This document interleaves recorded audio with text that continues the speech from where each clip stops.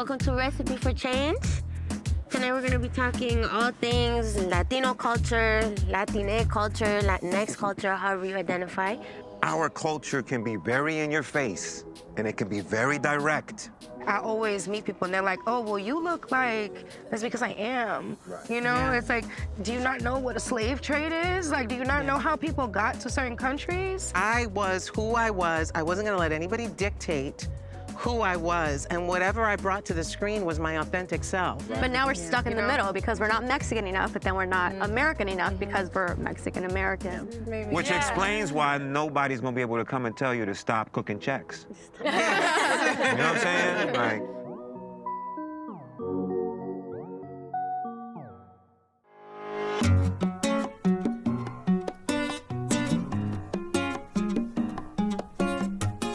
What's up, chef? Hola, hola. ¿Cómo estamos? Bien, bien. Ay, sí, con un hambre berraco. Thank you for coming.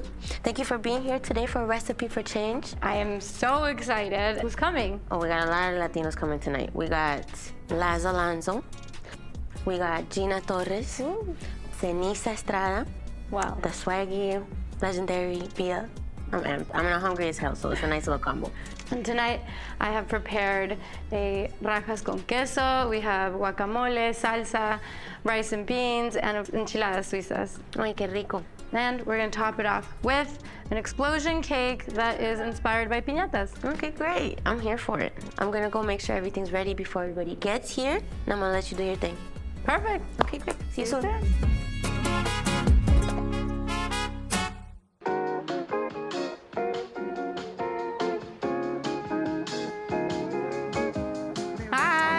what's going on? How are you? I'm good. Excited. How are you? Hi. Welcome. All right. Welcome. Y'all have a seat. Thank you guys for coming Thank tonight. you. Appreciate it. Welcome to Recipe for Change. Tonight we're going to be talking all things Latino culture, Latinx culture, Latinx culture, however you identify.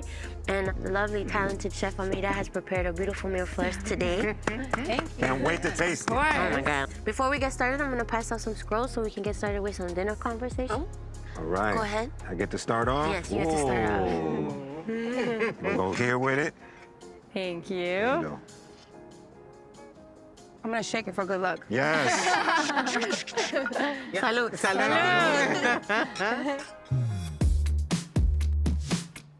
So today we have rajas con queso and guacamole with some salsa. And this is just like a meal that I always love. Everything that I prepare today is something that I grew up eating at home. There's nothing too crazy, but it's made with love. It looks That's the most important. Thank you. Thank you.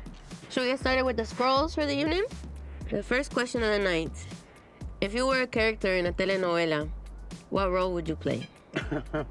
In like a fictional telenovela, I feel like I'd be the villain because I feel like it's fun to play the villain. Like there's so much depth, and for once you can kind of lean into your shadow self and not feel guilty about it, you know? Yep. And the villain always gets to do the long stare. Yeah. That super long stare at the end of each sentence, just hold it. Yeah. And you know what I also noticed was, in our novelas, in Latin American novelas, the women were always empowered. The women could be just as powerful or just as scary as a man villain. Sometimes scarier. Absolutely.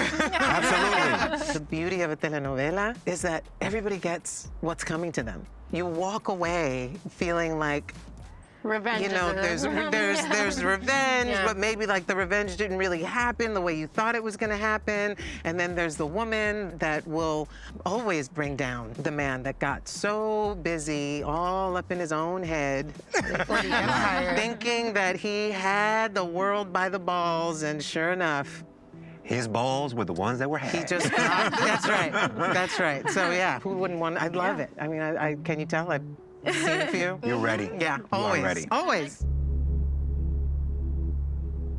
How does it feel being first or second generation, and have you ever been deemed not Latin enough?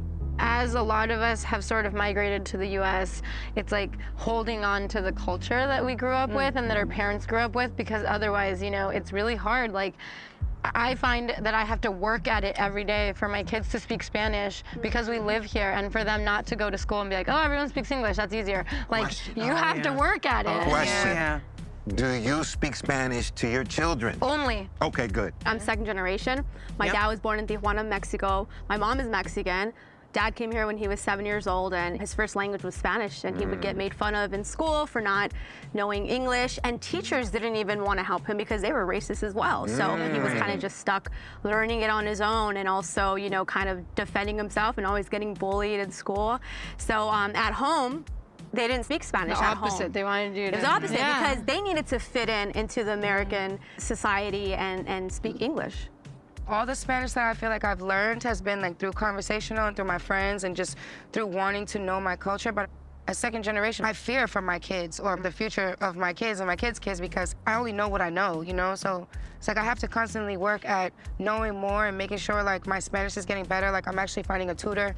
And there's like things I want to do more music in Spanish, and there's like I hit roadblocks where I'm trying to like say something and I can't articulate it, or I can't do an interview in Spanish the way I can do it in English. Do you understand Spanish though? Not everything, but like, you know, conversational. There might be something in that conversation that I don't understand, and it'll throw me off, and I'll be like, oh. Then, and it's one of those things where I feel like you get kind of discouraged because you're like, I want to get better. You know, I want people to know like this is important to me and this is important to your family. But like you said, your family or certain people might have made it that way so that it was easier for us, or what they thought was easier for us, but really just like kind of sets us back a little bit. But now we're stuck in the middle because we're not Mexican enough, but then we're not American enough because we're Mexican American. No, But I think what you guys said is very poignant in the fact that you identified that you're second generation.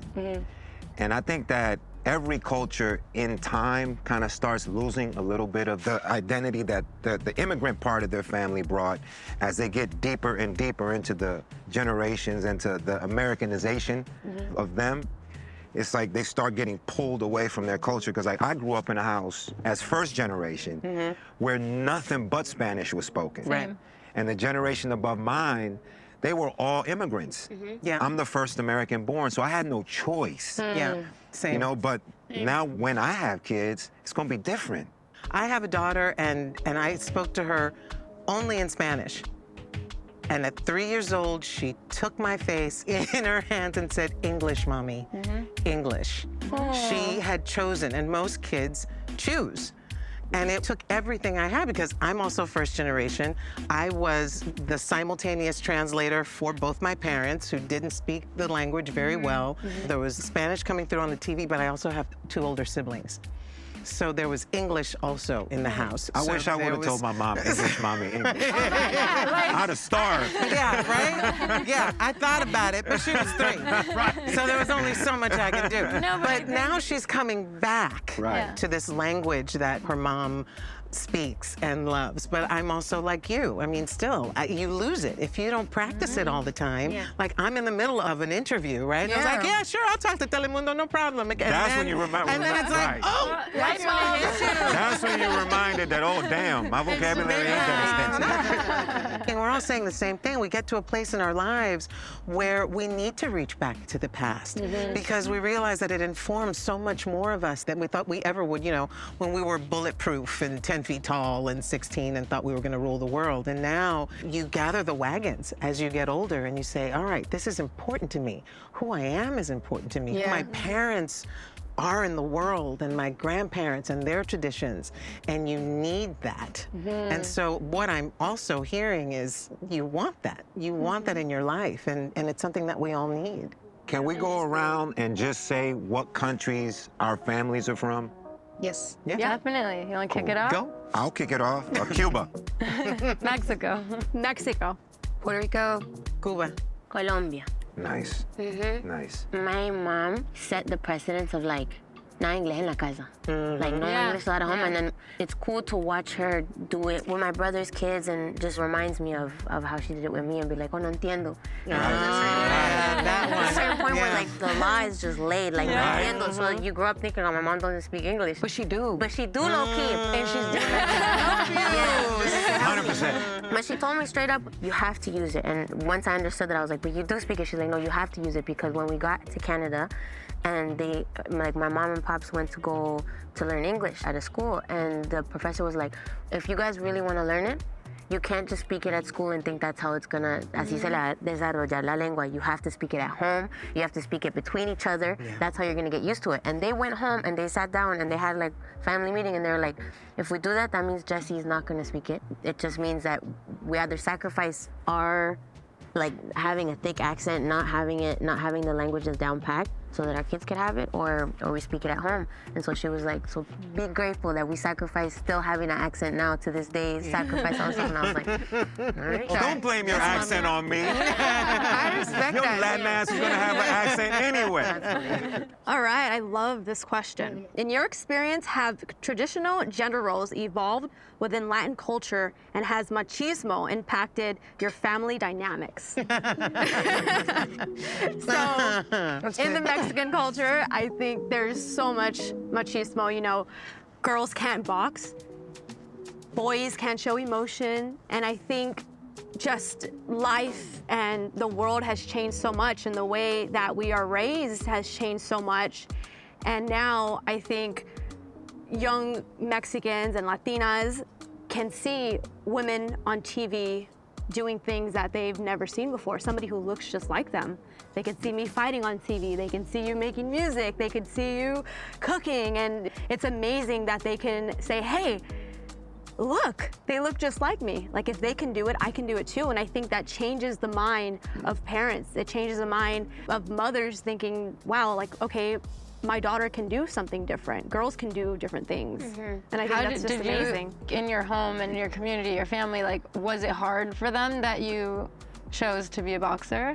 Very difficult. My dad introduced me to boxing when I was just like 5, 6 years old, watching fights with him, not expecting me to say, Dad, can I box? And when I did, he was totally against it. Really? He said, girls don't box, but you can cheerlead. And I was like, I don't want to cheerlead. I'm a fighter. So it was really difficult for a long time, and there was no girls boxing at the time. So now to be on TV and to have young girls look up to me and to say, be a like, champion. to be a champion. Like, let's just be a champion. Get that piece. And then just women in sports in general has just grown so much. You picked a brutal one. I did. I think this goes for any culture. Like, you're hard, you're tough. You are a tough girl. My dad was definitely very traditional, male, Cuban, you know, charming, fabulous, you know, loved to be out, loved to, you know, go to the clubs.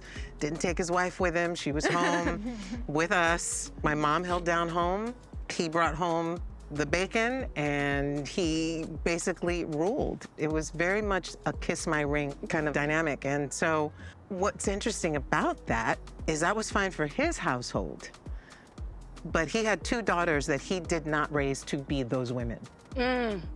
So he taught both of his daughters to never, ever be beholden to anyone, to never be dependent on anyone, to absolutely just like do your own path, do your thing, as long as it was you becoming a doctor or a lawyer or a dentist, or at the very least, a nurse or a pharmacist.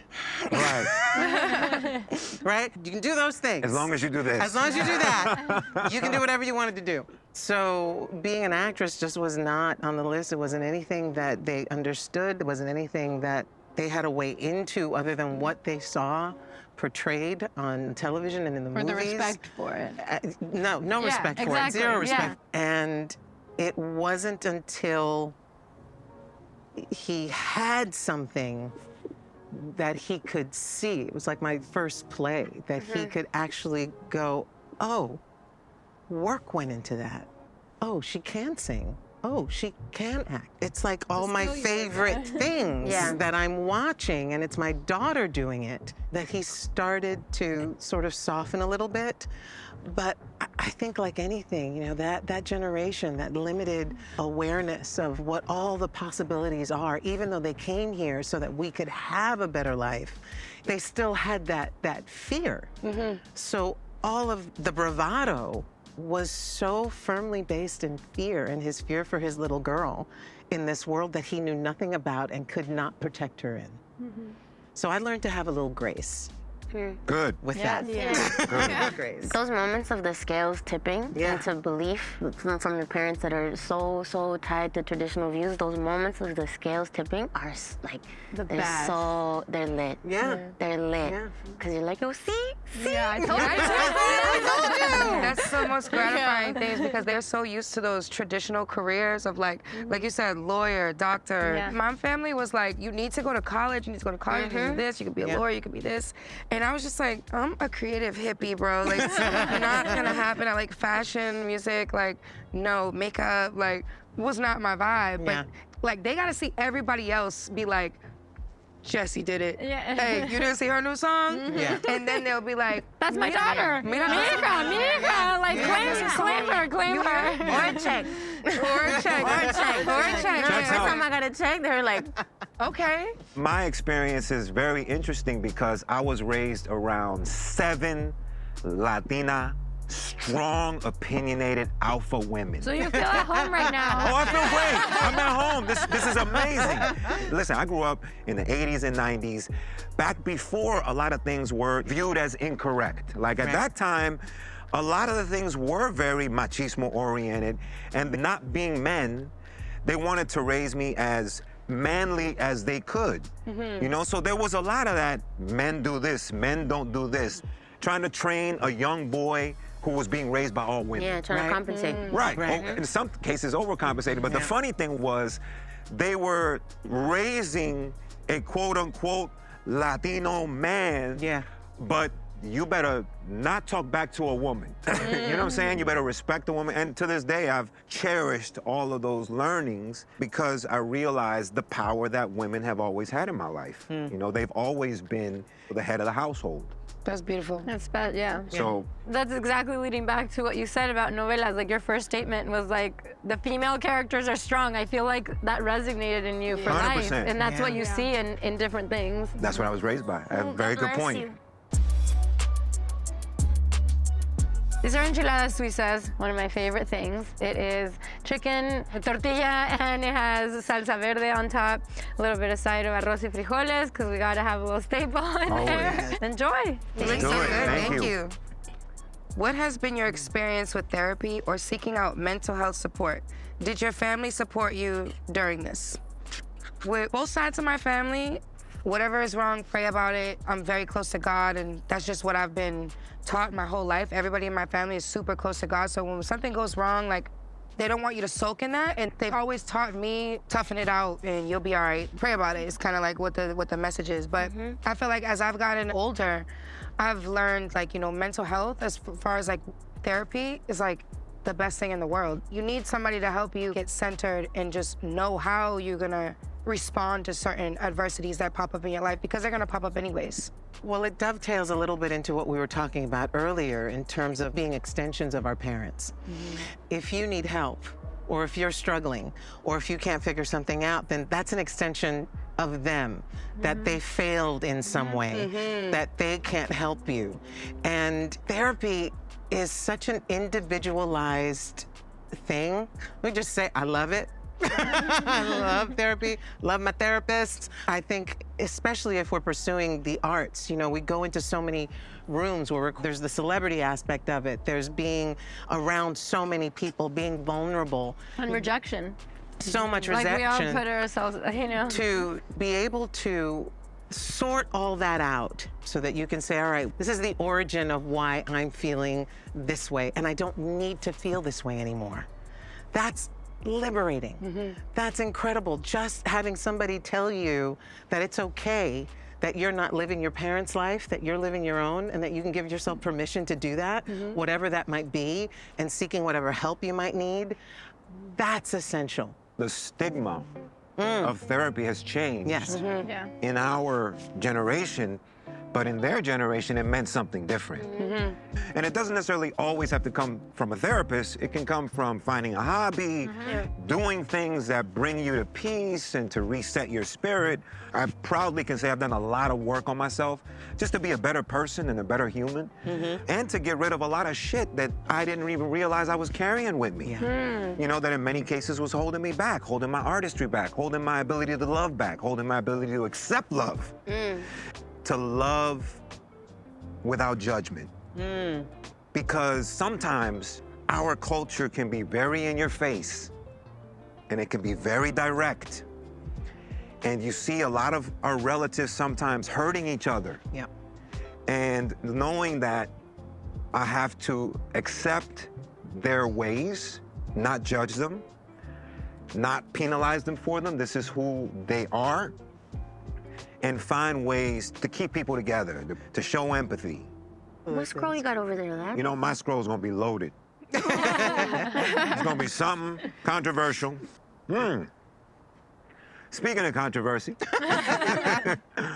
have you ever experienced or witnessed colorism within or felt excluded from the community? How interesting that you should get that. You know, it's funny. I saw a post on Instagram. It was a photo of a particular studio that my show was on, and he posted it, and it said, "Not one Latin actor." You're obviously not Latin. And it's like, okay, had he posted that 10, 15 years ago when I was, you know, still trying to make a name for myself, I would have taken it differently. But at this point in the game, I can't let you off the hook. I can't give you a pass. I came into the business back when I would audition for a role and I would be told that I wasn't Latin enough. I didn't look Latin enough. Hello. You're still dealing with it, I'm sure. Dealing with it. I came into this business where I might not even get an audition because I was too black. We're looking for somebody that's Latin. Well, he is Latin, but he doesn't look Latin enough. And rejection is tough already. We're in a business of rejection. It's even harder when you're told that you are not what you are. Would you like to be a villain in a telenovela? You know, what was going through my mind was, I just want an audition in a telenovela. Because I don't get them.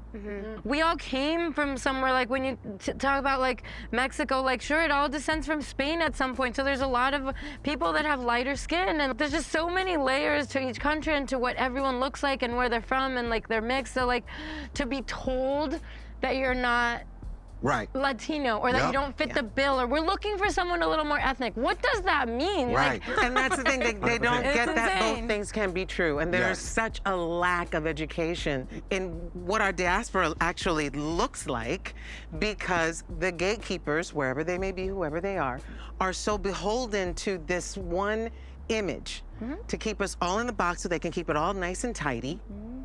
And no one's the wiser. And that's why this medium is so important. It's so powerful, because if we can't see ourselves, then what chance do we have? And you're Colombian. You know what Colombians look like. Yes. There's as many Colombians that look like me as look like you.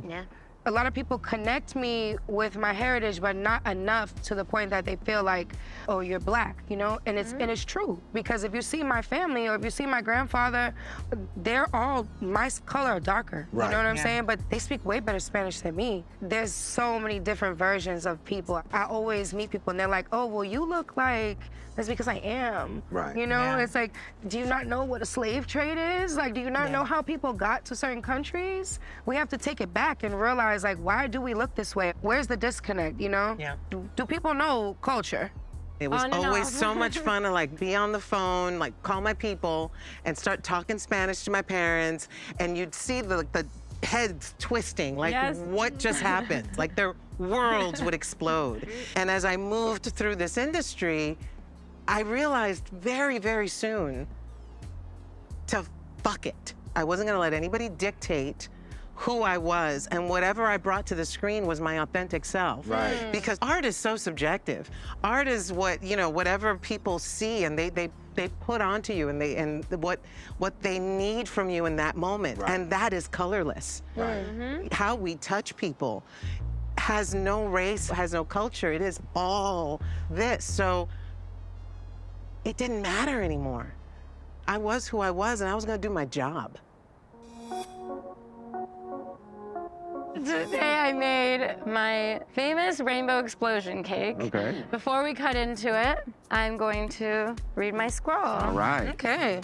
Can you share a moment when you felt a sense of pride or empowerment because of your Latin identity?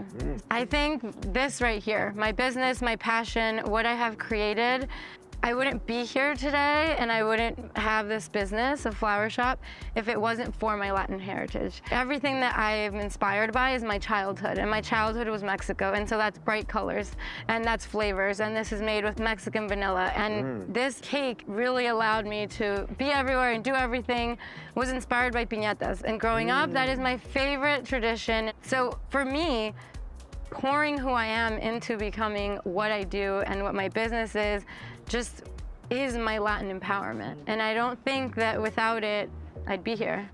Corta el cake. Quiero cake. Quiero cake. Come on, Bia. Quiero cake. Quiero cake. Hey!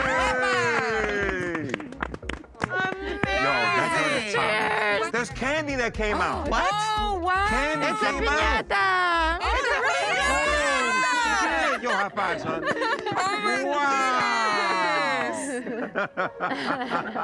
A moment I felt a lot of pride was the day I was able to like press my parents to stop working. It's one of the things I'm most happy about. And my parents worked their ass off, you know? And before I was able to do it, my dad was already retired, but they were still cleaning houses. And so the day I was able to say, y'all need to chill, I'll just send money to the bank account, y'all need to chill on this, y'all need to chill on that, it was great. And I'm one of those people that's very aware of how fortunate I am to have both parents and have them both like be supportive despite having that fear, because they definitely had that fear when it came to my career. And so to be able to pay them back with something that they were scared of but still stood by me while I did is really, really beautiful. That's something I feel a lot of pride in. I'm so very proud to be sitting here and to have had the career that I have, growing up and watching people that did not look like me holding certain positions, that I am 100% me, and that has value, and that my cousins who look like me, and that my family that looks like me, and that a whole other generation and kids and women and men are like, yeah, she's one of us, and she takes pride in being one of us. I took all the fearlessness that my parents had to get here. I did a song when I first started making music. It was my first big song. It was with Pharrell and J Balvin, and that song brought me to the Latin Grammys.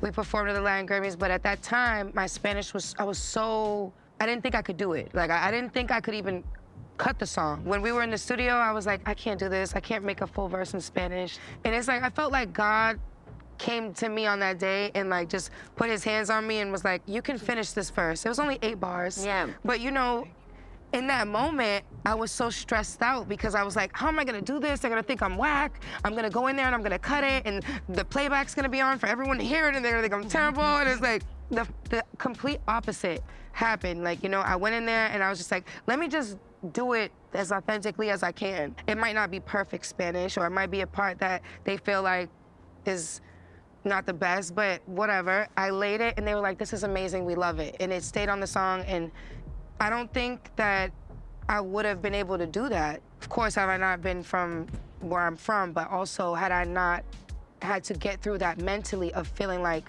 I'm not Latin enough to do this song or to be on this song. Imposter syndrome. Yeah, it was like, no, you're supposed to be on this song. Yeah. You're supposed to be here. That's why God brought you here, so you can speak from your experience as Latina. It's not gonna be somebody else's experience. Right. So, yeah, that was a moment for me that was like, okay. Yeah. That question is so easy for me to answer because I take pride every time I step into the ring. I represent not only myself, not only East Los Angeles, where I come from, I represent my country too. So when I win, my country wins. Woo! LA wins, East LA wins, all the little Mexican girls and Latinas watching, they all win, and we all win as Latinas coming together no matter where we're from.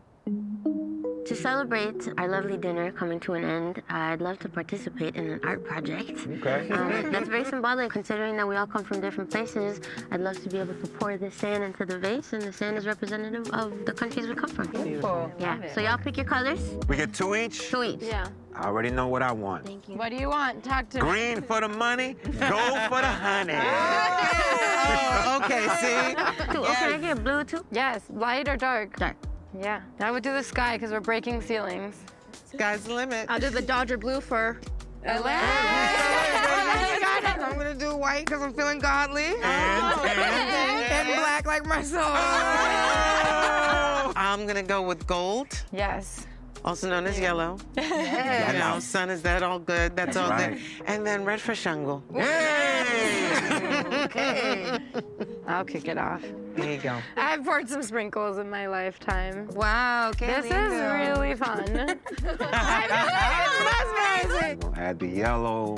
This is really satisfying to watch. I hate to say it, but it is. Green for the money. There you Let's go. bring it in. Bring it in. Always. A bit of blue for the throat chakra. Throat shot. That's right. We'll find A bit out. of red for the root. Yes. Red for the root. Looks important. Oh, look at that. That's Beautiful. turning out beautifully. You know, I gotta change it up a little. Oh! She's getting crazy. Yes. It's a I mix. love that. It's fire. Right? There you go. I'm ready. I love it. Celtics I time love for it. you. All right, we're gonna come in and we're gonna darken things up a little bit. You know what we're gonna do? She got soul. Yeah, she's got soul, style, and grace. And another one, we want to come in feeling godly with the monochromatic vibes. There we Yes. Because she's a fashion girl. Come on now. Thank you, Jesus, in Jesus' name. Yes. finish it off. Yes. I'll add some more white. Okay, yes. And top it off with the Dodger blue. Dodger blue. Shout out to Otani. Let's go. World Series, baby. Wow. Yeah. Set it off. That's beautiful, Wow. actually. That That's really is gorgeous. nice. We just made that. Thank you, Jessie. Thanks for you. having us. Thank you for having Thank us. you for the Good food. It talking was to you. amazing. Of course. Thank you Yeah. for coming. Thank you. It was great. Yes, this was vibes. Yeah, it was great. Yeah.